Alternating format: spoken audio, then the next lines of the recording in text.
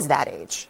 Well, I think there could have been a thoughtful conversation about whether the president should be speaking this way. And I think it got muddied by the barrage of lawsuits that voters were getting throughout the primary into the presidential election. I was in New Hampshire at the time, and one lawsuit after another. Voters don't have time to break down each lawsuit and the merits of the case. But as the president's telling them, look at everything that they're throwing at me, voters started to buy that. And I saw it flip people towards Trump in real time. And I think the lesson here is that lawfare, especially when it's sloppy, is really politically risky.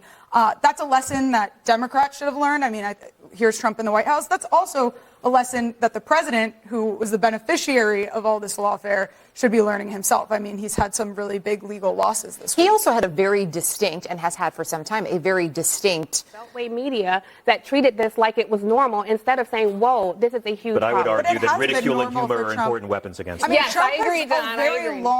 long cable footprint. Like, you can go back years and years. This is how the president has always talked. Right. And I think that, calling him out at this point on crazy things he says is not an effective strategy.